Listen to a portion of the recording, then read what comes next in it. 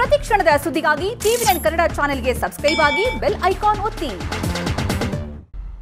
ನಿಮ್ಮ ನ್ಯೂಸ್ ರೂಮ್ಗೆ ಸ್ವಾಗತ. ನಾನು ರಂಗನಾಥ್ ಭಾರದ್ವಾಜ್. ಇವತ್ತು ಕೂಡ ಸೋಂಕಿತರ ಸಂಖ್ಯೆ ಗಣನೀಯವಾಗಿ ಏರಿರುವಂಥದ್ದು. ಅದರಲ್ಲೂ ಬೆಂಗಳೂರು ಇವತ್ತು ಅಕ್ಷರಶಃ ನಡುಗಿ ಹೋಗಿದೆ. ಸಹವಾಸವೇ ಬೇಡ ಅಂತ ಬೆಂಗಳೂರಲ್ಲಿದ್ದಂಥವರು ವೀಕೆಂಡ್ಗೆ ಅವರು ಸೀದಾ ಹೋಗಿರುವಂಥದ್ದು ಹಳ್ಳಿಗಳಿಗೆ. ಅಲ್ಲಿ ಹಳ್ಳಿ ಇನ್ನೆಷ್ಟು ಅಧ್ವಾನ ಮಾಡ್ತಾರೋ ಗೊತ್ತಿಲ್ಲ, ಪ್ರಶ್ನೆ ಬೇರೆ. ಆದರೆ ಜನ ಜಗತ್ತು ಹೆದರಿರೋದು ಮಾತ್ರ ಸತ್ಯ. ಇವತ್ತು ಸಾಕಷ್ಟು ಸಂಗತಿಗಳನ್ನು ನಾನು ನಿಮ್ಮ ಮುಂದೆ ಇಡಲೇಬೇಕು. ಯಾಕಂದರೆ ಒಂದು ಬಾಧಿತರು, ಇನ್ನೊಂದು ಏನು ಯಾವ್ಯಾವ ರೀತಿ ವ್ಯವಸ್ಥೆಗಳಿದೆ, ನಮ್ಮದು ಅವ್ಯವಸ್ಥೆಗಳಿದೆ, ಅದೆಲ್ಲದರ ಬಗ್ಗೆಯೂ ಕೂಡ ಹೇಳಲೇಬೇಕು. ಬನ್ನಿ ಶುರು ಮಾಡ್ತಾ ಇದ್ದೀನಿ. ಇವತ್ತಿನ ಸಂಖ್ಯೆ ನೋಡಿದರೆ ಒಂದು ಕ್ಷಣ ನೀವು ಬೆಚ್ಚಿ ಬಿದ್ದು ಬಿಡ್ತೀರಿ. 1839 ಕೇಸ್ಗಳು ರಾಜ್ಯಾದ್ಯಂತ. 1839 ಕೇಸ್ಗಳು. 42 ಜನ ಇವತ್ತು ಸಾವನ್ನಪ್ಪಿದ್ದಾರೆ. ಬೆಂಗಳೂರದು ಒಂದು ದೊಡ್ಡ ಪಾಲೆ ಇದೆ. ಅದಕ್ಕೆ ಸಂಬಂಧಪಟ್ಟಂಗೆ ನಾನು ಸಾಕಷ್ಟು ವಿವರಗಳನ್ನು ನಾನು ನಿಮಗೆ ಕೊಡ್ತೀನಿ. ಇದು ನಂಬರ್ 1. ಇನ್ನು ಲಾಕ್ಡೌನ್ ಇವತ್ತಿನಿಂದಲೇ ಶುರುವಾಗಿದೆ. ಅಂದರೆ ಭಾನುವಾರ ಲಾಕ್ಡೌನ್ ಅಂತ ಏನು ಹೇಳಿದ್ರು, ಭಾನುವಾರ ಕರ್ಫ್ಯೂ ಅಂತ ಏನು ಹೇಳಿದ್ರು, ಅದು ಇವತ್ತು ಸಂಜೆ 8 ಗಂಟೆಯಿಂದಲೇ ಶುರುವಾಗಿರುವಂಥದ್ದು. ಸೋಮವಾರ ಬೆಳಗಿನ ತನಕ ಇದೇ ಸ್ಥಿತಿ ಮುಂದುವರಿಯುತ್ತೆ. 33 ಗಂಟೆಗಳ ಲಾಕ್ಡೌನ್. ಬಹಳ ಸ್ಟ್ರಿಕ್ಟ್ ಆಗಿರುತ್ತೆ. ನಾಳೆ ಏನಾದರೂ ಹೊರಗಡೆ ಬರುವಂಥವ್ರು 10 ಬಾರಿ ಯೋಚನೆ ಮಾಡಿ ಹೊರಗಡೆ ಬರಬೇಕು. ಇದು ನಂಬರ್ 2. ಇನ್ನು ಸಂಡೇ ಕರ್ಫ್ಯೂ, ನಾನು ಹೇಳ್ತಾ ಇದ್ದೆ, ಸಂಡೇ ಕರ್ಫ್ಯೂ ನಾಳೆ ಬಹಳ ಬಿಗಿಯಾಗಿರುತ್ತೆ ಅನ್ನುವಂಥ ಮಾತು. ಯಾಕಂದರೆ ಮೊದಲೇ ಸಂಡೇ ಅಂತಂದರೆ ಜನ ಹೊರಗಡೆ ಬರಲ್ಲ ಅನ್ನುವಂಥದ್ದು. ಆದರೆ ಬೆಂಗಳೂರಿನ ಜನರು ಇದಕ್ಕೆ ವಿರುದ್ಧ. ಬೆಂಗಳೂರು ಜನರು ಸ್ಯಾಟರ್ಡೆ ಮತ್ತು ಸಂಡೇನ ಬಹಳ ವಿಶೇಷವಾಗಿ ಕಳೀಬೇಕು ಅಂತ ಭಾವಿಸ್ತಾರೆ. ಆದರೆ ನಾಳೆ ಇದು ಯಾವುದು ಕೂಡ ಇರಲ್ಲ. ಯಾವುದಿರುತ್ತೆ ಯಾವುದಿರಲ್ಲ ಅದೆಲ್ಲ ವಿವರಗಳನ್ನು ನಾವು ಕೊಡ್ತೀವಿ. ಯಾವ್ಯಾವ ನಿಯಮಾವಳಿಗಳು ಅನ್ವಯ ಆಗುತ್ತೆ ಅನ್ನೋದ್ರ ಬಗ್ಗೆಯೂ ಕೂಡ ನಾವಿವತ್ತು ಸಾಕಷ್ಟು ಸಂಗತಿಗಳನ್ನು ಹೇಳ್ತೀವಿ. ಇನ್ನು ಬೆಂಗಳೂರು ಭಯಾನಕವಾಗ್ತಾ ಇದೆ. ಬೆಂಗಳೂರಿನ ಆಸ್ಪತ್ರೆಗಳು ನರಕ ಸದೃಶ ಆಗ್ತಾ ಇವೆ. ನೆಟ್ಟಿಗೇನೋ ಅಂದರೆ ಟ್ರೀಟ್ಮೆಂಟ್ ಸಿಗ್ತಾ ಇಲ್ಲ, ಆಸ್ಪತ್ರೆ ಸೇರಿಸ್ಕೊಳ್ತಾ ಇಲ್ಲ. ಜೊತೆಗೇನು ಅಂತಂದ್ರೆ ಅಲ್ಲಿ ವ್ಯವಸ್ಥೆ ಕೂಡ ಅವ್ಯವಸ್ಥೆನೇ. ಎಷ್ಟರ ಮಟ್ಟಿಗೆ ಜನ ಸಾಯ್ತಾ ಇದ್ದಾರೆ ಅಂತಂತಂದರೆ ಆಸ್ಪತ್ರೆಯಿಂದ ಆಸ್ಪತ್ರೆಗೆ ಅಲದು ಸತ್ತಿರುವಂಥವ್ರ ಸಂಖ್ಯೆ ಕೂಡ ಹೆಚ್ಚಾಗ್ತಿರುವಂಥದ್ದು. ಇದರ ಎಲ್ಲ ವಿವರಗಳನ್ನು ಕೇಸ್ಗಳ ಸಮೇತ ನಾವು ಇವತ್ತು ನಿಮ್ಮ ಮುಂದಿಡ್ತೀವಿ. ಇನ್ನು ಇದೆಲ್ಲದರ ಜೊತೆಗೆ ಕೇತುಗ್ರಸ್ತ ಚಂದ್ರಗ್ರಹಣ ನಾಳೆ. ಮನುಷ್ಯ ಯಾವುದು ತನ್ನನ್ನು ಮೀರಿ ಹೋಗುತ್ತಲ್ಲ, ನಿಲುಕದೇ ಹೋಗುತ್ತಲ್ಲ, ಅದನ್ನೆಲ್ಲದನ್ನೂ ಕೂಡ ಈ ಒಂದು ದೊಡ್ಡ ಶಕ್ತಿಯ ಮೇಲೆ ಹಾಕಿಬಿಡ್ತಾನೆ. ಈ ವರ್ಷದಲ್ಲಿ ಬರ್ತಿರುವಂಥ 3ನೇ ಗ್ರಹಣ ಇದು. ಹೀಗಾಗಿಯೇ ಈ ಗ್ರಹಣಗಳಿಂದಲೇ ಇವೆಲ್ಲ ಆಗ್ತಾ ಇದೆ ಅನ್ನುವಂಥದ್ದು ಮನುಷ್ಯನ ನಂಬಿಕೆ. ಇವತ್ತು ಕೇತುಗ್ರಸ್ತ ಚಂದ್ರಗ್ರಹಣದ ಬಗ್ಗೆ ಸಾಕಷ್ಟು ವಿವರಗಳನ್ನು ನಾನು ನಿಮಗೆ ಕೊಡ್ತೀನಿ. ಆದರೆ ಅದಕ್ಕಿಂತ ಮೊದಲು ಒಂದಷ್ಟು ಸಂಗತಿಗಳನ್ನು ಹೇಳಲೇಬೇಕು. 1839 ಸೋಂಕುಗಳು, 42 ಸಾವು. ಒಂದಷ್ಟು ವಿವರಗಳನ್ನು ಕೊಟ್ಟೆ. ನಾನು ಇನ್ನೊಂದಿಷ್ಟು ಡೀಟೇಲಿಗೆ ಹೋಗ್ತಾ ಇದ್ದೀನಿ. ಕೊರೋನಾ ಕೆಂಡದಲ್ಲಿ ಬೆಂಗಳೂರು ಬಿದ್ದು ವಿಲವಿಲ ಅಂತ ಒದ್ದಾಡ್ತಾ ಇದೆ ಅಂತ ಒಂದು ಪರಿಸ್ಥಿತಿ. ಹೇಳೋರಿಲ್ಲ ಕೇಳೋರಿಲ್ಲ, ಏನಾಗ್ತಾ ಇದೆ, ವ್ಯವಸ್ಥೆ ಏನು ಮಾಡ್ತಾ ಇದೆ, ಇದು ಅತ್ಯಂತ ಸಹಜವಾಗಿ ಪ್ರಶ್ನೆ ಎದ್ದಿದೆ. ರಾಜ್ಯದಲ್ಲಿ 1839 ಕೇಸ್ಗಳಾಗಿದೆ. ಬೆಂಗಳೂರಿನಲ್ಲಿ 24 ಸಾವು, 1172 ಪಾಸಿಟಿವ್.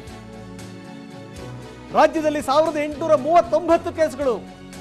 ಮೊದಲ ಬಾರಿ 1000 ಗಡಿ ದಾಟಿದೆ ಕೊರೋನಾ ದಿನದ ಲೆಕ್ಕ. ಯಾವ ದಿಕ್ಕಿನ ಕಡೆ ಹೋಗ್ತಾ ಇದ್ದೀವಿ ನಾವು, ಯಾವ ಕಡೆ ಸಾಕ್ತಾ ಇದ್ದೀವಿ? ಇಡೀ ರಾಜ್ಯದಲ್ಲಿ ಅತಿ ಹೆಚ್ಚು ಬಲಿ ಬೆಂಗಳೂರಿನಲ್ಲಾಗಿದೆ. 24 ಜನ ಜೀವ ತೆತ್ತಿದ್ದಾರೆ ಅಂತಂತಂದರೆ ಯೋಚನೆ ಮಾಡಬೇಕು. ಬರೀ ಮಾತಾಡ್ದಂಗೆಲ್ಲ ವ್ಯವಸ್ಥೆಯ ಮೇಲೊಂದು ದೊಡ್ಡ ಜವಾಬ್ದಾರಿ ಇದೆ. ವ್ಯವಸ್ಥೆ ಏನು ಮಾಡ್ತಾ ಇದೆ ಅನ್ನೋದ್ರ ಬಗ್ಗೆ ಇವತ್ತು ನಾವು ಇದರ ಇಂಚಿಂಚು ಮಾಹಿತಿ ಕೊಡ್ತಾ ಇದ್ದೀವಿ. ಇವತ್ತೊಂದೇ ದಿನ ಕೊರೋನಾಗೆ ಬಲಿಯಾದಂಥವರ ಸಂಖ್ಯೆ 24. ಯೋಚನೆ ಮಾಡಬೇಕು. ರಾಜಧಾನಿಯಲ್ಲಿ ಇದುವರೆಗೆ ಕೊರೋನಾಗೆ 129 ಜನ ಬಲಿಯಾಗಿದ್ದಾರೆ. ಅಂದರೆ ಇನ್ನು ಎಷ್ಟು ಜನ ಸಾಯಬೇಕು? 129 ಜನ ಇಲ್ಲಿ ತನಕ ಸತ್ತಿರುವಂಥದ್ದು. 3 ದಿನದಲ್ಲಿ ಸರಾಸರಿ 3000 ಕೇಸ್ಗಳು ಪತ್ತೆಯಾಗಿದೆ. ಬನ್ನಿ ಹಾಗಾದರೆ ಬೇರೆ ಬೇರೆ ವಿಷಯಗಳನ್ನು ಹೇಳೋಕ್ಕಿಂತ ಮೊದಲು ಇವತ್ತು ಕರ್ನಾಟಕದಾದ್ಯಂತ ಸಂಖ್ಯೆ ಎಷ್ಟು? 1839 ಕೇಸ್ಗಳು. ಬೆಂಗಳೂರಂತೂ ಈ ಕೊರೋನಾ ಕುಲುಮೆಯಲ್ಲಿ ಬೆಂದು ಹೋಗ್ತಾ ಇದೆ. ಸ್ಥಿತಿಗತಿಗಳೇನು, ನಂಬರ್ಗಳು ಏನು ಹೇಳ್ತಾ ಇದೆ ನೋಡಿ.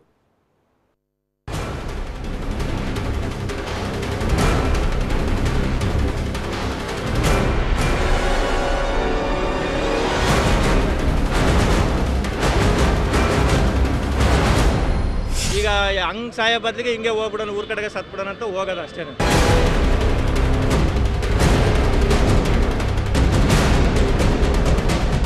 ಸುನಾಮಿ, ಕೊರೋನಾದ ಮಹಾ ಸುನಾಮಿ. ರಾಜ್ಯದ ಮೇಲೆ ಕಳೆದೊಂದು ವಾರದಿಂದ ನಿರಂತರವಾಗಿ ದೊಡ್ಡ ದಾಳಿ ಮಾಡ್ತಿರೋ ಕೊರೋನಾ ಇವತ್ತು ತನ್ನೆಲ್ಲ ಹಿಂದಿನ ದಾಖಲೆಗಳನ್ನ ಪೂಡಿಗಟ್ಟಿ ಹೊಸ ಇತಿಹಾಸ ಬರೆದಿದೆ. ಇಡೀ ರಾಜ್ಯವೇ ಪಾತರಗುಟ್ಟುವಂತೆ ಮಾಡಿದೆ. ಸಾವಿನ ಸಂಖ್ಯೆ, ಸೋಂಕಿತರ ಸಂಖ್ಯೆ ಎಲ್ಲಾ ದಾಖಲೆಗಳನ್ನು ಛಿದ್ರ ಮಾಡಿದೆ. ಸೋಂಕಿಗೆ ಇಂದು ಬಲಿಯಾದವರ ಸಂಖ್ಯೆ ಕೇಳಿದ್ರೇನೆ ಭಯವಾಗುತ್ತೆ, ಬೆವರು ಬರುತ್ತೆ. ಬೆಂಗಳೂರಿನ ಅಂಕಿ ಸಂಖ್ಯೆಗಳನ್ನ ಕೇಳಿದ್ರೆ ಮಹಾನಗರವನ್ನೇ ಬಿಟ್ಟು ಹೋಗ್ಬೇಕು ಅನಿಸ್ಬಿಡುತ್ತೆ. ನೋಡ್ತಿದ್ದಂತೆ ರಾಜ್ಯದಲ್ಲಿ ಸೋಂಕಿತರ ಸಂಖ್ಯೆ 20,000 ಗಡಿ ದಾಟಿದ್ರೆ ಸಾವಿನ ಸಂಖ್ಯೆ ತ್ರಿಶತಕ ಬಾರಿಸಿ ಮುನ್ನುಗ್ಗಿದೆ. ಇಂದು ಒಂದೇ ದಿನ ಒಟ್ಟು 1,839 ಪಾಸಿಟಿವ್ ಕೇಸ್. ಬೆಂಗಳೂರಿನಲ್ಲೇ ಬರೋಬ್ಬರಿ 1,172 ಮಂದಿಗೆ ಅಟ್ಯಾಕ್. ರಾಜ್ಯದಲ್ಲಿ ಕೊರೋನಾ ಸೋಂಕಿತರ ಸಂಖ್ಯೆ 21,549 ಏರಿಕೆ. ಕೊರೋನಾ ಅದ್ಯಾವ ಮಟ್ಟಿಗೆ ಆರ್ಭಟಿಸ್ತಿದೆ ಅಂದ್ರೆ ಕೊರೋನಾ ಅನ್ನೋ ಶಬ್ದ ಕರುನಾಡ ಮಂದಿಯ ಕಿವಿಗೆ ಬಿದ್ದಾಗಿನಿಂದ ಅತಿ ಹೆಚ್ಚು ಪಾಸಿಟಿವ್ ಕೇಸ್ ಇಂದು ಪತ್ತೆಯಾಗಿವೆ. ಇಂದು ಒಂದೇ ದಿನ ಬರೋಬ್ಬರಿ 1,839 ಮಂದಿಗೆ ಕೊರೋನಾ ಒಕ್ಕರಿಸಿದೆ. ಇದಕ್ಕೂ ಭಯಾನಕ ಅಂದ್ರೆ ರಾಜಧಾನಿ ಬೆಂಗಳೂರಿನಲ್ಲಿ ಇಂದು ಒಂದೇ ದಿನ 1,172 ಮಂದಿಗೆ ಹೊಸದಾಗಿ ಪಾಸಿಟಿವ್ ಬಂದಿದೆ. ರಾಜ್ಯದಲ್ಲಿ ಕೊರೋನಾ ಸೋಂಕಿತರ ಸಂಖ್ಯೆ ಬರೋಬ್ಬರಿ 21,549 ಏರಿಕೆಯಾಗಿದೆ. ಒಂದೇ ದಿನ 42 ಜನರನ್ನ ಬಲಿ ಪಡೆದ ಸೋಂಕು. ಬೆಂಗಳೂರಿನಲ್ಲೇ 24 ಬಲಿ, 1,172 ಜನರಿಗೆ ಕೊರೋನಾ. ಇಂದು ಸೋಂಕಿತರಾಗಿರೋರ ಪೈಕಿ ಬೆಂಗಳೂರಿನದ್ದೇ ದೊಡ್ಡ ಪಾಲಿದೆ. ಸಿಲಿಕಾನ್ ಸಿಟಿಯ ಕೊರೋನಾ ಇತಿಹಾಸದಲ್ಲೇ ಇವತ್ತು ಅತಿ ದೊಡ್ಡ ದಾಳಿಯಾಗಿದೆ. ಇಂದು ಒಂದೇ ದಿನ ಬರೋಬ್ಬರಿ 1,172 ಜನರ ಮೇಲೆ ಸೋಂಕು ಸವಾರಿ ಮಾಡಿದೆ. ಇವತ್ತು ಸೋಂಕಿತರಾಗಿ 1,172 ಜನ ಆಸ್ಪತ್ರೆ ಸೇರಿದ್ರೆ ಕೇವಲ 195 ಜನ ಆಸ್ಪತ್ರೆಯಿಂದ ಬಿಡುಗಡೆಯಾಗಿದ್ದಾರೆ. ಅದರಲ್ಲೂ ಬರೋಬ್ಬರಿ 7,250 ಜನ ಆಸ್ಪತ್ರೆಯ ಬೆಡ್ ಮೇಲೆ ಇದ್ದಾರೆ. ಅಷ್ಟಕ್ಕೂ ಬೆಂಗಳೂರಿನಲ್ಲೇ ಇವತ್ತು ಬರೋಬ್ಬರಿ 24 ಜನ ಉಸಿರು ನಿಲ್ಲಿಸಿದ್ದಾರೆ. ಭಯಾನಕ ವಿಷಯ ಅಂದ್ರೆ ಸಿಲಿಕಾನ್ ಸಿಟಿಯಲ್ಲಿ 50 ವರ್ಷದೊಳಗಿನ 7 ಜನ ಕೊರೋನಾಗೆ ಬಲಿಯಾಗಿದ್ದಾರೆ. ಕ್ಷಣ ಕ್ಷಣಕ್ಕೂ ಭಯ ಹೆಚ್ಚಿಸುತ್ತಿದೆ ಬೆಂಗಳೂರಿನ ಸ್ಥಿತಿ. ಬೆಂಗಳೂರಿನ ಪರಿಸ್ಥಿತಿ ನಿಜಕ್ಕೂ ಭಯ ಬೀಳಿಸ್ತಾ ಇದೆ. 100, 500ರ ನಂಬರ್ ಏರ್ತಾ ಇದ್ದ ಸೋಂಕಿತರ ಸಂಖ್ಯೆ ಇಂದು 1,000ದ ಗಡಿಯನ್ನ ದಾಟಿದೆ. ಬೆಂಗಳೂರಿನಲ್ಲಿ ಕೊರೋನಾ ಸೋಂಕಿತರ ಸಂಖ್ಯೆ 8,345 ಏರಿಕೆಯಾಗಿದೆ. ಕೊರೋನಾದಿಂದ ಈವರೆಗೆ ಬೆಂಗಳೂರಿನಲ್ಲೇ 129 ಮಂದಿ ಸಾವನ್ನಪ್ಪಿದ್ದಾರೆ. ಸಾವಿರ ಸೋಂಕಿತರ ಸುನಾಮಿಯ ಹೊಡೆತಕ್ಕೆ ಬೆಂಗಳೂರು ತತ್ತರಿಸಿ ಹೋಗಿದೆ. ಗುಣಮುಖರಾಗ್ತಿರೋರ ಸಂಖ್ಯೆನೂ ಇಳಿಮುಖವಾಗ್ತಿದೆ. ಬೆಂಗಳೂರಿಗರು ನಿದ್ದೆಯಲ್ಲೂ ಬೆಚ್ಚಿ ಬೀಳುವಂತೆ ಮಾಡಿದೆ. Bureau report, TV9. ಇದು ಆರಂಭದ ವಿವರಗಳು ಮಾತ್ರ. ಬೆಂಗಳೂರಿನ ಸ್ಥಿತಿಗತಿಗಳೇನು, ರಾಜ್ಯದ ಸ್ಥಿತಿಗತಿಗಳೇನು, ಬೆಂಗಳೂರಿನ ಆಸ್ಪತ್ರೆಯ ಸ್ಥಿತಿಗತಿಗಳೇನು, ಎಷ್ಟು ಜನ ಸತ್ತರು, ಯಾವ್ಯಾವ ಆಸ್ಪತ್ರೆಯವರು ಯಾವ್ಯಾವ ರೀತಿ ನಡ್ಕೊಳ್ತಾ ಇದ್ದಾರೆ, ರೋಗಿಗಳು ಪಡ್ತಿರುವಂಥ ಪಾಡೇನು, ಎಲ್ಲ ವಿವರಗಳನ್ನು, ಇನ್ನೂ ಸಾಕಷ್ಟು ಸಂಗತಿಗಳಿದೆ ನಿಮ್ಮ ಎದುರುಗಡೆ ಇಡ್ತೀವಿ. ಆದರೆ ಅದಕ್ಕಿಂತ ಮೊದಲು ಈ 33 ಗಂಟೆಗಳ ಲಾಕ್ಡೌನ್ ಇದೆಯಲ್ಲ, ಅದ್ರ ಬಗ್ಗೆ ಹೇಳಲೇಬೇಕು. ಯಾಕೋ ಅನಿಸ್ತಾ ಇದೆ ಬಹುಶಃ ಹಿಂಗೆ ಬಿಟ್ಟರೆ ಇದು ಯಾವುದನ್ನು ಕೂಡ ಕಂಟ್ರೋಲ್ ಮಾಡಲಿಕ್ಕೆ ಸಾಧ್ಯ ಇಲ್ಲ. ಹೀಗಾಗಿಯೇ ಉಳಿದಿರುವಂಥ ಮಾರ್ಗ ಅಂತಂದರೆ ಭಾನುವಾರನಾದ್ರೂ ಸ್ವಲ್ಪ ಕಡಿವಾಣ ಹಾಕಿ ನೋಡೋಣ ಅನ್ನುವಂಥದ್ದು. ಭಾನುವಾರ ಏನಾದರೂ ಸಕ್ಸಸ್ ಆಯಿತು ಅಂತಂದರೆ ಅದನ್ನು ಶನಿವಾರಕ್ಕೂ ಕೂಡ ತಗೊಂಬಂದು ಭಾನುವಾರ ಮಾಡಬೇಕು ಅನ್ನುವಂಥ ಇರಾದೆ ಸರ್ಕಾರಕ್ಕೆ ಇರಬಹುದೇನೋ ಗೊತ್ತಿಲ್ಲ. ಹೀಗಾಗಿಯೇ 33 ಗಂಟೆಗಳ ಲಾಕ್ಡೌನ್ ಇವತ್ತು ಸಂಜೆ 8 ಗಂಟೆಯಿಂದಲೇ ಶುರುವಾಗಿದೆ. ಸೋಮವಾರ ಬೆಳಗಿನ ತನಕ ಇದು ಕಂಟಿನ್ಯೂ ಆಗುವಂಥದ್ದು. ಹಾಗಾದರೆ ಈ 33 ಗಂಟೆಗಳ ಲಾಕ್ಡೌನ್ ಏನಿರುತ್ತೆ ಬನ್ನಿ ನೋಡೋಣ. ರಾತ್ರಿ 8 ಗಂಟೆಯಿಂದನೇ ಬರದೇ ಇಲ್ಲ ಬೆಂಗಳೂರಿಗೆ. ನಾವು ಬೆಂಗಳೂರೇ ಬೇಡ. ನಿನ್ಗಿದು ಬೇಕಿತ ಮಗನೇ, ವಾಪಸ್ಸು ಒಂಟೋಗು ಶಿವನೇ. ಎಲ್ಲೆಲ್ಲಿ ಜಾಸ್ತಿ ಕೇಸಸ್ ಬರ್ತದೆ ಅಲ್ಲಿ ಮಾತ್ರ ಮಾಡೋಂಥ ಕೆಲಸ ಮಾಡ್ತೀವಿ. ನಮ್ಮೂರಾಗಾದ್ರೆ ತಾಂಡಾಗ ಮಣ್ಣು ಮಾಡ್ತಾರೆ. ತವರಿಗಿಂತ ಬೆಚ್ಚನೆ ಜಾಗ ಹೇಳು ಎಲ್ಲಿದೆ ನಿಂಗಿನ್ನು. 6 ಗಂಟೆ ಮೇಲೆ ಯಾರು ಕೂಡ ಬೀದಿಲಿ ಇರಬಾರ್ದು. ಯಾವ ಊರಾಗೂ ನೋಡ್ಬೇಡಿ. ಹುಟ್ಟಿದ ಊರನ್ನು ಬಿಟ್ಟು ಬಂದ ಮೇಲೆ ಇನ್ನೇನು ಬಿಡುವುದು ಬಾಕಿ ಇದೆ. ಎಲ್ಲಿ ಸರ್ ಈ ಥರ ಕೊರೋನಾ ಯಾಕೆ ಸರ್ ನಮ್ಮ ಜೀವನನೂ ನಡೆಯಲ್ಲ, ಊಟ ತಿಂಡಿಗೆ ಕಷ್ಟ. ಬ್ಯಾಗು ಹಿಡಿ ಸೀದಾ ನಡಿ, ಬೋರ್ಡು ನೋಡಿ ಬಸ್ಸು ಹಿಡಿ.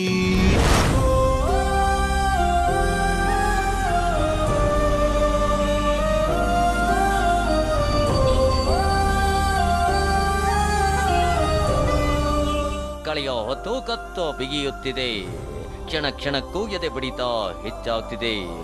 ಬದುಕೋ ನಂಬಿಕೆಗಳೇ ಹುಸಿಯಾಗ್ತಿವೆ. ಕೊರೋನಾ ಮಹಾಮಾರಿ ಹೊಡೆತಕ್ಕೆ ಕರುನಾಡಲ್ಲಿ ರೌರವ ನರಕವೇ ಸೃಷ್ಟಿಯಾಗುತ್ತಾ ಅನ್ನೋ ಆತಂಕ, ದುಗುಡ, ಭೀತಿ ಎಲ್ಲವೂ ಒಟ್ಟೊಟ್ಟಿಗೆ ಜನರ ನಿದ್ದೆಗೆಡಿಸಿವೆ.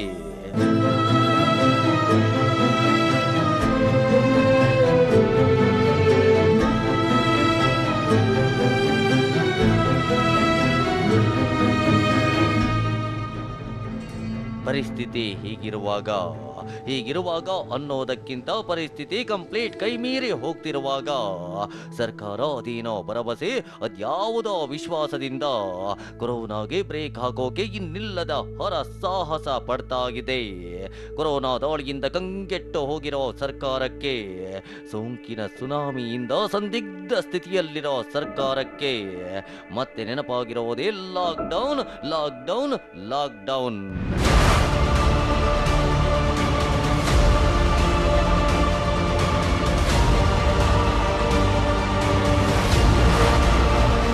ಕರ್ನಾಟಕ 33 ಗಂಟೆಗಳವರೆಗೆ ಕಂಪ್ಲೀಟ್ ಲಾಕ್ಡೌನ್. ಇಂದು ರಾತ್ರಿ 8 ಗಂಟೆಯಿಂದಲೇ ಸ್ಟಾರ್ಟ್ ಸಂಡೇ ಕರ್ಫ್ಯೂ. ಸೋಮವಾರ ಬೆಳಗ್ಗೆ 5 ಗಂಟೆಯವರೆಗೂ ಕಂಪ್ಲೀಟ್ ಬಂದ್. ನಿಜ, ಕರ್ನಾಟಕ ಮತ್ತೊಮ್ಮೆ ಲಾಕ್ಡೌನ್ ಆಗ್ತಿದೆ.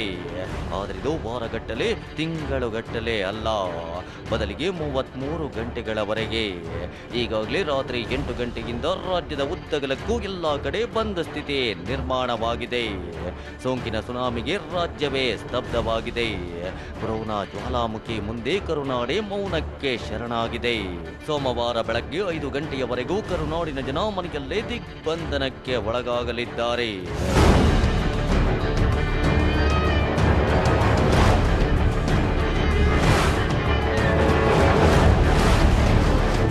ಮೂವತ್ಮೂರು ಗಂಟೆಗಳ ಲಾಕ್ಡೌನ್ ಕೊರೋನಾಗೆ ಬ್ರೇಕ್ ಹಾಕುತ್ತಾ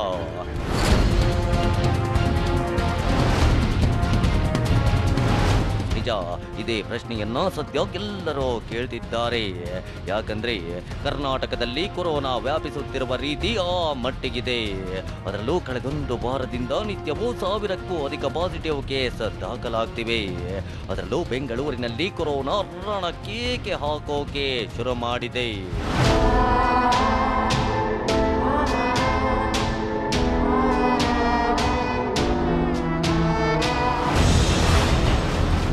ಅಂದಹಾಗೆ ಜೂನ್ 28ರಂದು ರಾಜ್ಯದಲ್ಲಿ ಮೊದಲ ಬಾರಿಗೆ 1000ಕ್ಕೂ ಅಧಿಕ ಕೇಸ್ ದಾಖಲಾಗಿತ್ತು. ಅಂದ್ರೆ ಆವತ್ತು ಒಟ್ಟು 1267 ಜನರಿಗೆ ಪಾಸಿಟಿವ್ ಬಂದಿತ್ತು. ಜೂನ್ 28ರಂದು ಬೆಂಗಳೂರಿನಲ್ಲಿ ಬರೋಬ್ಬರಿ 783 ಪಾಸಿಟಿವ್ ಕೇಸ್ ಬಂದಿತ್ತು. ಇನ್ನು ಜೂನ್ 29ರಂದು ರಾಜ್ಯದಲ್ಲೊಟ್ಟು 1105 ಕೇಸ್ ಬಂದಿದ್ರೆ ಬೆಂಗಳೂರಿನಲ್ಲಿ ಒಟ್ಟು 738 ಕೇಸ್ ದಾಖಲಾಗಿದ್ವು. ಇನ್ನು ಜೂನ್ 30ರಂದು ರಾಜ್ಯದಲ್ಲಿ ಒಟ್ಟು 947 ಕೇಸ್ ಬಂದ್ರೆ ಬೆಂಗಳೂರಿನಲ್ಲಿ 503 ಮಂದಿ ಕೊರೋನಾ ಬಲೆಗೆ ಬಿದ್ದಿದ್ರು.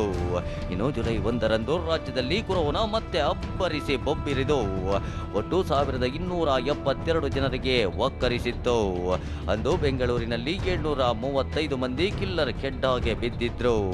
ಇನ್ನು ಜುಲೈ 2ರಂದು ರಾಜ್ಯದಲ್ಲಿ ಒಟ್ಟು ಬರೋಬ್ಬರಿ 1502 ಮಂದಿಗೆ ಪಾಸಿಟಿವ್ ಕನ್ಫರ್ಮ್ ಆಗಿತ್ತು. ಬೆಂಗಳೂರಿನಲ್ಲಿ ಬರೋಬ್ಬರಿ 889 ಮಂದಿಗೆ ವೈರಸ್ ಅಟಕಾಯಿಸಿಕೊಂಡಿತ್ತು. ಇನ್ನು ನಿನ್ನೆ ಅಂದ್ರೆ ಜುಲೈ 3ರಂದು ಕಿಲ್ಲರ್ ಕೊರೋನಾ ತನ್ನೆಲ್ಲ ದಾಖಲೆ ಅಳಿಸಿ ಹಾಕಿ ಒಟ್ಟು 1694 ಮಂದಿ ಮೇಲೆ ದಾಳಿ ಮಾಡಿತ್ತು. ಈ ಪೈಕಿ ಬೆಂಗಳೂರಿನಲ್ಲಿ 994 ಮಂದಿ ಸೋಂಕಿನ ಸುಳಿಗೆ ಬಿದ್ದಿದ್ರು. ಇನ್ನು ಇಂದು ರಾಜ್ಯದಲ್ಲಿ ಮತ್ತೆ ಕೊರೋನಾ ಅಟ್ಟಹಾಸ ಮೆರೆದಿದ್ದು ನಿನ್ನೆ ದಾಖಲೆಯನ್ನ ಅಳಿಸಿ ಇಂದು ಬರೋಬ್ಬರಿ 1839 ಪಾಸಿಟಿವ್ ಕೇಸ್ ದಾಖಲಾಗಿವೆ. ಬೆಂಗಳೂರಿನಲ್ಲೂ ರಣಕೇಕೆ ಹಾಕಿರೋ ಕೊರೋನಾ ಬರೋಬ್ಬರಿ 1172 ಮಂದಿಗೆ ಒಕ್ಕರಿಸಿದೆ. ಹೀಗೆ ಒಟ್ಟು 7 ದಿನದಲ್ಲೇ ಒಟ್ಟು ಬರೋಬ್ಬರಿ 9626 ಕೇಸ್ ಪತ್ತೆಯಾಗಿದ್ದು ಈ ಪೈಕಿ ಬೆಂಗಳೂರಿನಲ್ಲಿ 5874 ಕೇಸ್ ಪತ್ತೆಯಾಗಿವೆ. ಹೀಗೆ ಹೆಮ್ಮಾರಿ ಅಟ್ಟಹಾಸಕ್ಕೆ ದಿಗಿಲಿಗೆ ಬಿದ್ದಿರುವ ಸರ್ಕಾರ ಭಾನುವಾರದ ಲಾಕ್ಡೌನ್ಗೆ ಆದೇಶ ಮಾಡಿದೆ. ಇಂದು ರಾತ್ರಿಯಿಂದಲೇ ರಾಜ್ಯದ ಪ್ರತಿಯೊಂದು ಜಿಲ್ಲೆ, ಪ್ರತಿಯೊಂದು ನಗರ, ಹಳ್ಳಿಯಲ್ಲೂ 144 ಸೆಕ್ಷನ್ ಜಾರಿಯಾಗಿದ್ದು ರಾತ್ರಿ 8 ಗಂಟೆಯಿಂದ ಸೋಮವಾರ ಬೆಳಗ್ಗೆ 5 ಗಂಟೆಯವರೆಗೂ ಕರುನಾಡು ಸಂಪೂರ್ಣ ಸ್ತಬ್ಧವಾಗಿರಲಿದೆ. ಹಾಗಿದ್ರೆ ಲಾಕ್ಡೌನ್ ನಿಯಮಗಳೇನು, ನಾಳೆ ಏನಿರುತ್ತೆ ಏನಿರಲ್ಲ ಎಲ್ಲವನ್ನೂ ಡೀಟೇಲ್ ಆಗಿ ತೋರಿಸ್ತೀವಿ ನೋಡಿ. ಅಂದಹಾಗೆ ಇಂದು ರಾತ್ರಿ 8 ಗಂಟೆಯಿಂದಲೇ ಸಂಡೇ ಲಾಕ್ಡೌನ್ ಆರಂಭವಾಗಿದ್ದು ಸೋಮವಾರ ಬೆಳಗ್ಗೆ 5 ಗಂಟೆಯವರೆಗೆ ಲಾಕ್ಡೌನ್ ಜಾರಿಯಲ್ಲಿರುತ್ತೆ. ಈ ಕ್ಷಣದಿಂದಲೇ ಮನೆಯಿಂದ ಯಾರೋ ಹೊರಬರುವಂತಿಲ್ಲ. ಕರ್ಫ್ಯೂ ಉಲ್ಲಂಘಿಸಿ ಮನೆಯಿಂದ ಯಾರಾದರೂ ಹೊರಬಂದ್ರೆ ಪೊಲೀಸರು ಪ್ರಕರಣ ದಾಖಲಿಸಲಿದ್ದಾರೆ. ಕೇವಲ ತುರ್ತು ಹಾಗೂ ಅಗತ್ಯ ಸೇವೆಗೆ ಮಾತ್ರ ವಿನಾಯಿತಿ ಇದ್ದು ಅನಗತ್ಯವಾಗಿ ರಸ್ತೆಗೆ ಇಳಿದ್ರೆ ಪೊಲೀಸರು ಈ ಹಿಂದಿನಂತೆ ವಾಹನಗಳನ್ನ ಸೀಸ್ ಮಾಡಲಿದ್ದಾರೆ. ಇನ್ನು ಬೆಂಗಳೂರು ಸೇರಿದಂತೆ ನಗರ ಪ್ರದೇಶಗಳಲ್ಲಿ ಫ್ಲೈಓವರ್, ಪ್ರಮುಖ ರಸ್ತೆ, ಅಂಡರ್ ಪಾಸ್ಗಳನ್ನ ಬಂದ್ ಮಾಡಲಾಗಿದೆ. ಸದ್ಯ ರಸ್ತೆಗೆ ಇಳಿದಿರೋ ಬಸ್ಗಳು ಸೇರಿದಂತೆ ಸಾರ್ವಜನಿಕ ಸಾರಿಗೆ ಸಂಚಾರ ಕೂಡ ನಾಳೆ ಒಂದು ದಿನದ ಮಟ್ಟಿಗೆ ಸ್ಥಗಿತವಾಗಲಿದೆ. ಇನ್ನು ವೀಕೆಂಡ್ನಲ್ಲಿ ಗಿಜಿಗಿಜಿ ಅಂತಿದ್ದ ಪ್ರವಾಸಿ ತಾಣಗಳು, ದೇಗುಲಗಳು ಕೂಡ ನಾಳೆ ಬಂದ್ ಆಗಿರಲಿವೆ. ಹೀಗಾಗಿ ವೀಕೆಂಡ್ ಮೋಜು ಮಸ್ತಿಗೋ ಬ್ರೇಕ್ ಬಿದ್ದಿದೆ. ಸುನಾಮಿಯಂತೆ ಬಂದೆರಗುತ್ತಿರೋ ಕೊರೋನಾಗೆ ಲಾಕ್ಡೌನ್ ಒಂದೇ ಮದ್ದು ಅನ್ನೋ ನಿರ್ಧಾರಕ್ಕೆ ಸರ್ಕಾರ ಬಂದಂತಿದೆ. ಇದೇ ಕಾರಣಕ್ಕೆ ಸಂಡೇ ಲಾಕ್ಡೌನ್ ಜಾರಿಯಾಗಿದೆ. ಮಾರ್ಚ್ 25ರಿಂದ ಆರಂಭವಾಗಿದ್ದ ಲಾಕ್ಡೌನ್ ಜರ್ನಿ ಮೇ 17ಕ್ಕೆ ಅಂತ್ಯವಾಗಿತ್ತು. ಆದ್ರೀಗ ಸೋಂಕಿನ ನಿಜವಾದ ಆಟ ಶುರುವಾಗಿದ್ದು ನಾಳಿನ ಲಾಕ್ಡೌನ್ ಕೇವಲ 1 ದಿನಕ್ಕೆ ಸೀಮಿತವಾಗುತ್ತಾ ಇಲ್ಲ ಮತ್ತೆ 15 ದಿನಕ್ಕೆ ವಿಸ್ತಾರವಾಗುತ್ತಾ ಕಾದು ನೋಡಬೇಕು. Bureau report, TV9. ಸ್ಥಿತಿಗತಿಗಳನ್ನು ತಹಬಂದಿಗೆ ತರಲಿಕ್ಕೆ ಖಂಡಿತವಾಗಲೂ ಲಾಕ್ಡೌನ್ ಅನ್ನುವಂಥದ್ದು ಉತ್ತರ ಅಲ್ಲ. ಎಲ್ಲಿ ತನಕ ನಮಗೆ ನಿಮಗೆ ಜಾಗೃತಿ ಬರಲ್ವೋ, ಎಲ್ಲಿ ತನಕ ನಮಗೆ ನಿಮಗೆ ಒಂದು ಸಾಮಾಜಿಕ ಜವಾಬ್ದಾರಿ ಬರಲ್ವೋ, ನೀವು ತಿಂಗಳುಗಟ್ಟಲೆ ಅಲ್ಲ ವರ್ಷಗಟ್ಟಲೆ ಮಾಡಿದರೂ ಕೂಡ ನಮ್ಮ ಹಣೆ ಬರಹ ಇಷ್ಟನ್ನೇ ಅರ್ಥ ಮಾಡ್ಕೊಳ್ಳಿ. ಆದರೆ ಒಂದು ಸಂಗತಿನ ಹೇಳಬೇಕು, ಕರ್ಫ್ಯೂ ಅಂದ ತಕ್ಷಣವೇ ನಾವು ಇಲ್ಲಿ ತನಕ ಎಷ್ಟರ ಮಟ್ಟಿಗೆ ನಾವು ಕರ್ಫ್ಯೂ ಪಾಲನೆ ಮಾಡಿದ್ದೀವಿ, ಎಷ್ಟರ ಮಟ್ಟಿಗೆ ಲಾಕ್ಡೌನ್ನ ಪಾಲನೆ ಮಾಡಿದ್ದೀವಿ, ಎಷ್ಟರ ಮಟ್ಟಿಗೆ ಸೀಲ್ಡೌನ್ನ ಪಾಲನೆ ಮಾಡಿದ್ದೀವಿ, ಜಗತ್ತು ನೋಡಿಬಿಟ್ಟಿದೆ. ಎಷ್ಟು ಜವಾಬ್ದಾರಿ ಇದೆಯಪ್ಪ ನಮಗೆ ಅಂತ ಪ್ರಶ್ನೆ ಬೇರೆ. ಆದರೆ ನಾಳೆ ಕೆಲವೊಂದು ಪ್ರದೇಶಗಳಿಗೆ ಮಾತ್ರ ಇದು ಸೀಮಿತ ಆಗಿರುತ್ತೆ. ಜೊತೆಗೇನು ಅಂತಂದರೆ ಎಲ್ಲ ವಸ್ತುಗಳು ಸಿಗಲ್ಲ ಅಂತಲ್ಲ, ಅಗತ್ಯದ ವಸ್ತುಗಳು ಏನೇನಿದೆಯಲ್ಲ ಅವೆಲ್ಲವೂ ಕೂಡ ಸಿಗ್ತವೆ. ಔಷಧಿ ಆಗಿರ್ಬೋದು, ಬೇರೆ ಬೇರೆ ಸಂಗತಿಗಳು, ದಿನಸಿ ಆಗಿರ್ಬೋದು, ಅದೆಲ್ಲವೂ ಕೂಡ. ಆದರೆ ಮಿಕ್ಕೆಲ್ಲವೂ ಕೂಡ ಬಂದಾಗಿರುತ್ತೆ. ಇದೆಲ್ಲದರ ಜೊತೆಗೆ ನಾಳೆ ಏನೇನಿರುತ್ತೆ ಏನೇನಿರಲ್ಲ ನಂಬರ್ 1. ಇದೆಲ್ಲದರ ಜೊತೆಗೆ ಇನ್ನೊಂದು ವೆರಿ ಇಂಪಾರ್ಟೆಂಟ್ ಸಂಗತಿ ಹೇಳಬೇಕು. ಯಾವಾಗ ಸಂಡೇ ಲಾಕ್ಡೌನ್ ಅಂತ ಗೊತ್ತಾಯ್ತಲ್ಲ, ಬೆಂಗಳೂರಿನ ಜನರೆಲ್ಲರೂ ಕೂಡ ಗುಳೆ ಎದ್ದು ಹೋಗಿದ್ದಾರೆ. ಅದು ಗ್ರಾಮೀಣ ಭಾಗದ ಕಡೆಗೆ. ಹೆಂಗೋ ಗ್ರಾಮೀಣ ಪ್ರದೇಶದ ಜನ ಒಂದಷ್ಟು ಸುರಕ್ಷಿತವಾಗಿದ್ದಾರೆ. ಇವರು ಹೋಗಿ ಅಲ್ಲೂ ಹಚ್ಚಿ ಬಂದುಬಿಟ್ರೆ ಭಗವಂತನೂ ಕೂಡ ಕಾಪಾಡಲಿಕ್ಕೆ ಸಾಧ್ಯ ಇಲ್ಲ ಅಂತ ಒಂದು ಸ್ಥಿತಿ.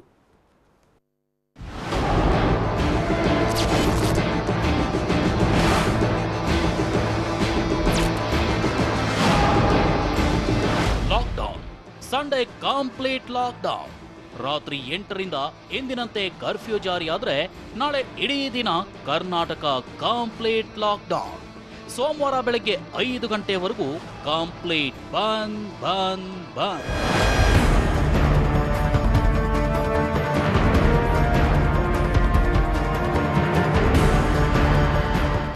ಎಸ್, ರಣಕೇಕೆ ಹಾಕ್ತಾ ಕಂಡವರ ದೇಹ ಹೋಗ್ತಾ ರಣಹಿಂಸೆ ಕೊಟ್ಟು ರಕ್ತ ಹೀರ್ತಿರೋ, ಜೀವ ಕಸಿತಿರೋ ಕಿಲ್ಲರ್ ವೈರಸ್ ಅನ್ನ ನಿಯಂತ್ರಿಸೋಕೆ ರಾಜ್ಯ ಸರ್ಕಾರ ಮತ್ತೊಮ್ಮೆ ಸಂಡೇ ಲಾಕ್ಡೌನ್ ಮೊರೆ ಹೋಗಿದೆ. ಪರಿಣಾಮ ನಾಳೆ ಕರುನಾಡೆ ಕಂಪ್ಲೀಟ್ ಲಾಕ್ಡೌನ್ ಆಗಲಿದೆ.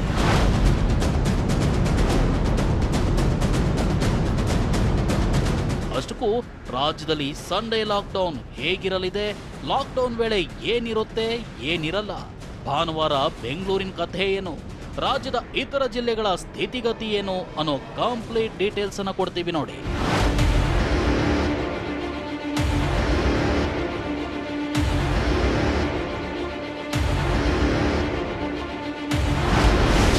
ಅನಗತ್ಯ ಓಡಾಡುವಂತಿಲ್ಲ, ಅಗತ್ಯ ವಸ್ತುಗಳಷ್ಟೇ ಮಾರಾಟ.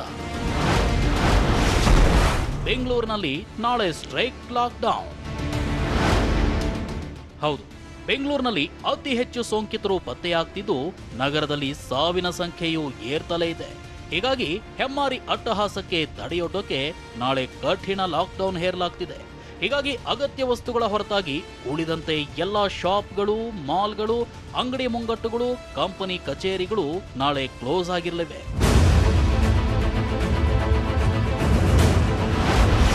ದಿನಸಿ, ಹಣ್ಣು, ತರಕಾರಿ, ಮಾಂಸದ ಅಂಗಡಿಗಳು ನಾಳೆಯೂ ಓಪನ್ ಇರಲಿವೆ. ಮೆಡಿಕಲ್ ಶಾಪ್, ಆಸ್ಪತ್ರೆಗಳು ಕೂಡ ತೆರೆದಿರಲಿವೆ. ಬಿಎಂಟಿಸಿ, ಕೆಎಸ್ಆರ್ಟಿಸಿ ಬಸ್ಸುಗಳು ನಾಳೆ ರೋಡ್ಗಿಳಿಯೋದಿಲ್ಲ. ಆಟೋ, ಟ್ಯಾಕ್ಸಿ, ಓಲಾ, ಊಬರ್ ಕೂಡ ಇರೋದಿಲ್ಲ. ದೇವಾಲಯ, ಮಸೀದಿ, ಚರ್ಚ್ ಕೂಡ ನಾಳೆ ತೆರೆಯೋದಿಲ್ಲ. ಮಾಲ್ ಮತ್ತು ಶಾಪ್ಗಳು ನಾಳೆ ಬಂದ್ ಆಗಿರಲಿವೆ. ಹೋಟೆಲ್ಗಳಲ್ಲಿ ನಾಳೆ ಪಾರ್ಸಲ್ಗಷ್ಟೇ ಅವಕಾಶ. ಸೋಮವಾರದವರೆಗೂ ಮದ್ಯದ ಅಂಗಡಿಗಳು ಕೂಡ ಓಪನ್ ಇರಲ್ಲ.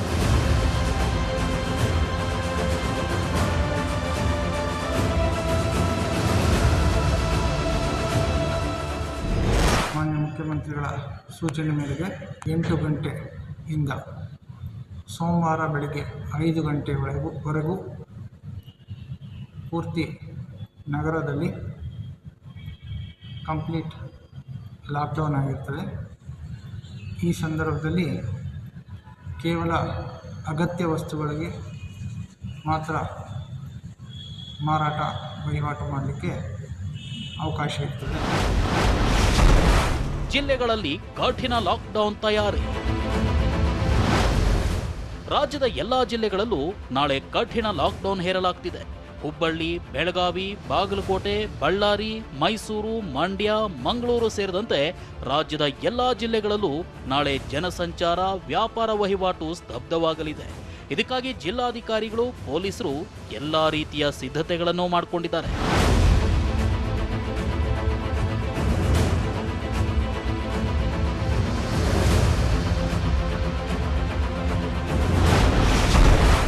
ಬೆಂಗಳೂರಿಗೆ ಗುಡ್ ಬೈ, ಊರಿನತ್ತ ಜನ. ಈ ಮಧ್ಯೆ ನಾಳಿನ ಲಾಕ್ಡೌನ್ಗೂ ಮುನ್ನವೇ ಜನರು ಬೆಂಗಳೂರಿನಿಂದ ಊರಿನತ್ತ ಗಂಟು ಮೂಟೆ ಕಟ್ಟಿದ್ದಾರೆ. ಬೆಂಗಳೂರು ಸಹವಾಸ ಸಾಕು ಅನ್ನೋ ಮನಸ್ಥಿತಿಗೆ ಬಂದಿರೋ ಹಲವರು ಲಾಕ್ಡೌನ್ ಭಯ, ಕೊರೋನಾ ಭೀತಿಯಿಂದ ಹಳ್ಳಿಗಳತ್ತ ತೆರಳಿದ್ದಾರೆ. ಇದರಿಂದಾಗಿ ಇಂದು ತುಮಕೂರು, ಬಳ್ಳಾರಿ ಸೇರಿದಂತೆ ಹಲವು ಜಿಲ್ಲೆಗಳನ್ನು ಸಂಪರ್ಕಿಸುವ ಮಾರ್ಗಗಳಲ್ಲಿ ವಾಹನ ದಟ್ಟಣೆ ಹೆಚ್ಚಾಗಿತ್ತು.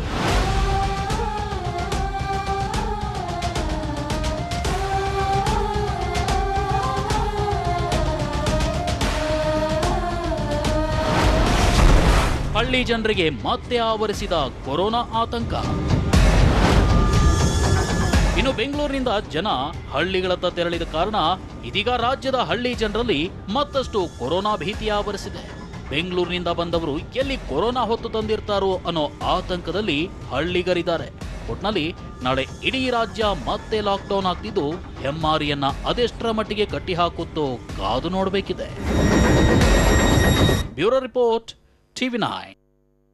ಈ ಹಿಂದೆಲ್ಲ ಲಾಕ್ಡೌನ್ ಮಾಡಿದ್ವಲ್ಲ, ಎಷ್ಟರ ಮಟ್ಟಿಗೆ ನಾವು ಪಾಲನೆ ಮಾಡಿದ್ವಿ? ನಾನು ಪದೇ ಪದೇ ಈ ಪ್ರಶ್ನೆ ಯಾಕೆ ಕೇಳ್ತೀನಿ ಅಂತಂದರೆ, ಲಾಕ್ಡೌನ್ ಮಾಡಿದ್ದು ಯಾಕೆ ಹೇಳಿ? ಸರ್ಕಾರ ಒಂದು ಪ್ರಿಪ್ರೇಷನ್ ಮಾಡ್ಕೊಂಡಿದೆಯಾ ನಮ್ಮ ಸರ್ಕಾರ?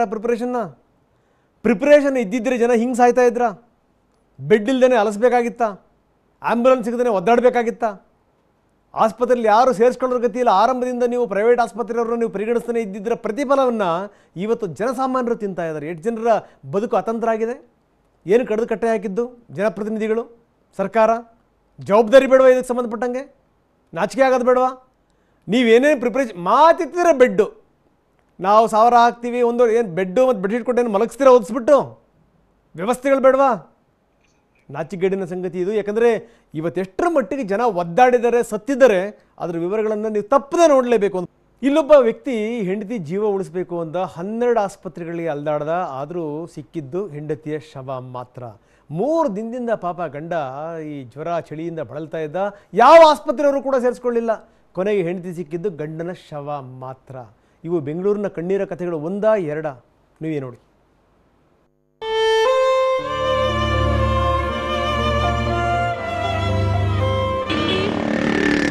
ತಗೋಲೇ ಇಲ್ಲ, ಆಗಲ್ಲ ಅಂದ್ರೆ ಕೋರ್ಟೆ ಹೋದ್ರು, ಕರ್ಕೊಂಡು ಬಂದು 10-15 ನಿಮಿಷಕ್ಕೆ ಕೋರ್ಟೆ ಹೋದ್ರು.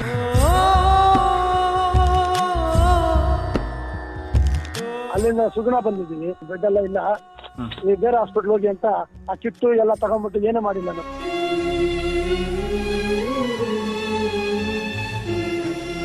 24 ಗಂಟೆಯಿಂದ ಅಲ್ಲೇ ಬಿದ್ದೈತೆ ಬಾಡಿ.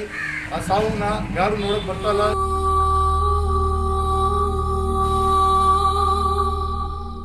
ಸಾವೇ ನರಕ. ಬೆಂಗಳೂರಿನ ಬದುಕು ಅದಕ್ಕಿಂತಲೂ ಭಯಾನಕ. ಒಬ್ಬೊಬ್ರು ಅನುಭವಿಸ್ತಿರೋ ಯಾತನೆ, ಗೋಳಿನ ಕಥೆಗಳನ್ನ ಕೇಳ್ತಾ ಇದ್ರೆ ಇಲ್ಲ ಅನ್ನೋದಕ್ಕೆ ಮನಸ್ಸೇ ಬರೋದಿಲ್ಲ. ಛೇ, ಎಲ್ಲಿಗೆ ಬಂತು ಈ ಮಾಯಾನಗರಿಯ ಪರಿಸ್ಥಿತಿ? ನಿರ್ಲಕ್ಷ್ಯಕ್ಕೊಂದು ಸಾವು ಸಂಭವಿಸಿದಾಗ ಮತ್ತೊಂದು ಹೀಗೆ ಆಗದಿರ್ಲಿ ಅಂದುಕೊಳ್ತೀವಿ. ಆದ್ರೆ ಆಸ್ಪತ್ರೆಯ ಅವ್ಯವಸ್ಥೆ ರೋಗಿಗಳನ್ನ ಮತ್ತು ಸಾವಿನ ಮನೆಗೆ ಎಳ್ಕೊಂಡು ಹೋಗ್ತಿದೆ.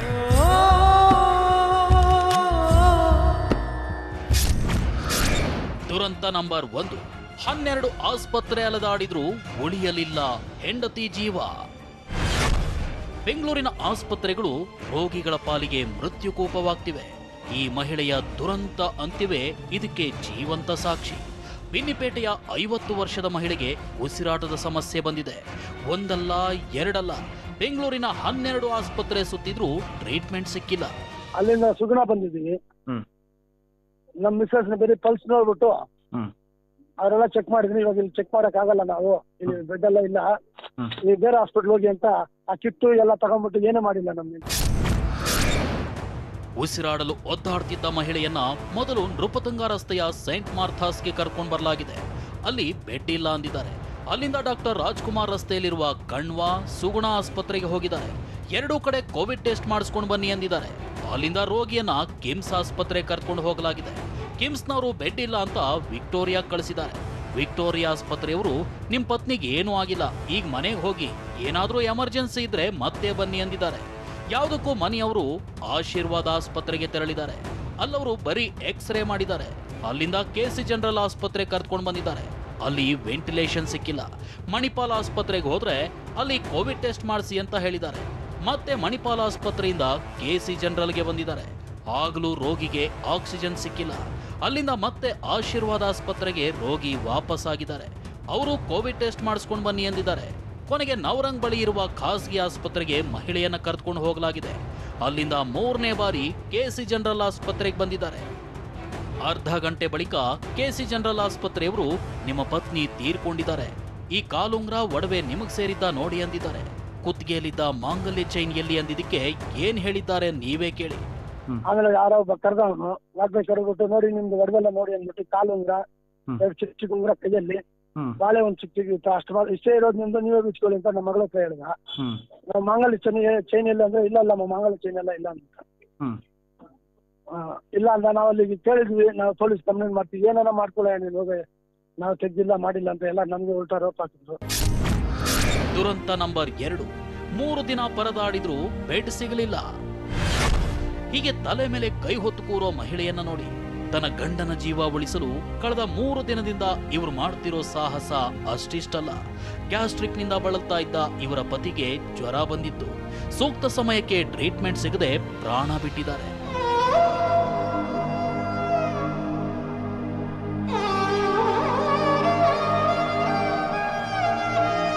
ಅವ್ರಿಗೆ 3ನೇ ದಿವಸದಿಂದ ಫೀವರ್ ಇತ್ತು. ಯಾವ ಡಾಕ್ಟರು ಸಿಗ್ಲಿಲ್ಲ ಅಟೆಂಡ್ ಮಾಡಕ್. ಮನೆ ಹತ್ರ ಆಯ್ತು ಅಂತ ಬಂದು ಇಲ್ಲಿ ಮೊದಲು ತಗೊಳ್ಳೇ ಇಲ್ಲ, ಆಗಲ್ಲ ಅಂದರು. ಎಮರ್ಜೆನ್ಸಿ ಸ್ವಲ್ಪ ಏನಾದರೂ ಅಟೆಂಡ್ ಆಗಿ ಏನಾದರೂ ಮಾಡಿ ಅಂತ ಮಾಡಿದ್ರು ಅವರು. ಅವ್ರದ್ದು ಅಷ್ಟೊತ್ತಿಗೆ ಆಯಿತು ರೆಸ್ಪಾಂಡ್ ಮಾಡ್ತಾ ಇಲ್ಲ ಅಂತಂದು ಪಲ್ಸ್ ರೇಟ್ ಎಲ್ಲ ಹೊರಟೆ ಹೋದ್ರು. ಕರ್ಕೊಂಡು ಬಂದು 10-15 ನಿಮಿಷಕ್ಕೆ ಹೊರಟೆ ಹೋದ್ರು. ರೆಸ್ಪಾಂಡ್ ಮಾಡ್ತಾ ಇಲ್ಲ, ಹೇಳಕ್ಕಾಗಲ್ಲ ಅಂತ ಹೇಳ್ಬಿಟ್ಟು. ಇದಿಷ್ಟು ದುರಂತದಲ್ಲಿ ನೊಂದು ಬೆಂದವರ ಭಯಾನಕ ಚಿತ್ರಣ. ಬೆಂಗಳೂರಲ್ಲಿ ಮನುಷ್ಯನ ಜೀವಕ್ಕೆ ಬೆಲೆಯೇ ಇಲ್ಲದಾಗಿದೆ.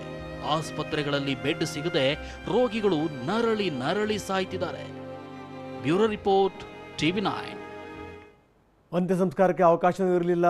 BBMP ಅಧಿಕಾರಿಗಳು ಹೆಲ್ಪ್ ಮಾಡಿದ್ದಾರೆ. ಜೊತೆಗೆ ತಿಂಡ್ಲು ಬಾಯ್ಸ್ ಅವರೆಲ್ಲರೂ ಕೂಡ ಸೇರಿಕೊಂಡು PPE ಕಿಟ್ಟನ್ನು ಹೆಂಡತಿಗೆ ಮತ್ತು ಮಕ್ಕಳಿಗೆ ಕೊಡಿಸಿ ಅಂತ್ಯ ಸಂಸ್ಕಾರದಲ್ಲಿ ಹೆಂಗೋ ಪಾಲ್ಗೊಳ್ಳಲಿಕ್ಕೆ, ತಂದೆಯ ಮುಖವನ್ನು ನೋಡಲಿಕ್ಕೆ ಅವಕಾಶ ಮಾಡಿಕೊಟ್ಟಿದ್ದಾರೆ. ಅಂದರೆ ನಮ್ಮ ವ್ಯವಸ್ಥೆ ಎಲ್ಲಿಗೆ ಬಂದು ನಿಂತಿದೆ ನೋಡಿ. ಇವತ್ತು ಇವ್ರಿಗೆ ಆಗಿದ್ದಿದೆಯಲ್ಲ, ಯಾರೇ ಬೇಕಾದರೂ ಆಗ್ಬೋದು. ನಾವು ನೀವು ಜಾಗೃತಿಯಿಂದ ಇದ್ದರೆ ಮಾತ್ರ ಬದುಕಲಿಕ್ಕೆ ಸಾಧ್ಯ. ದಯವಿಟ್ಟು ಒಂದು ಅಧಿಕಾರಿಗಳು ಮತ್ತು ರಾಜಕಾರಣಿಗಳಲ್ಲಿ ಒಂದು ರಿಕ್ವೆಸ್ಟ್ ಇದೆ. ಅವ್ರು ಯಾರ್ಯಾರು ಅನುಭವಿಸ್ತಾ ಇದ್ದಾರಲ್ಲ, ಅವ್ರ ಜಾಗದಲ್ಲಿ ನಿಮ್ಮ ಅಕ್ಕ ತಂಗಿಯಂದ್ರುಗಳನ್ನೋ, ತಾಯಂದ್ರನ್ನೋ, ನಿಮ್ಮ ಹೆಂಡತಿನೋ, ಮಕ್ಕಳನ್ನೋ ಜ್ಞಾಪಿಸ್ಕೊಳ್ಳಿ. ಅಟ್ಲೀಸ್ಟ್ ಅವಾಗ ಗೊತ್ತಾಗುತ್ತೆ ನಾವೇನು ಮಾಡಬೇಕು ಅನ್ನುವಂಥದ್ದು. ಇನ್ನಾದರೂ ನಾವೇ ಎಚ್ಚೆತ್ತುಕೊಳ್ಳಿಲ್ಲ ಅಂತಂದರೆ, ವ್ಯವಸ್ಥೆ ಎಚ್ಚೆತ್ತುಕೊಳ್ಳಿಲ್ಲ ಅಂತಂದರೆ ನಮಗೆ ಭವಿಷ್ಯ ಇಲ್ಲ. ಸುದ್ದಿ ಇದಿಷ್ಟು. ಇನ್ಸೈಡ್ ಸುದ್ದಿ ಸೋಮವಾರದಿಂದ ಶನಿವಾರ ಸಂಜೆ 7 ಗಂಟೆಗೆ TV9ನಲ್ಲಿ ಮಾತ್ರ.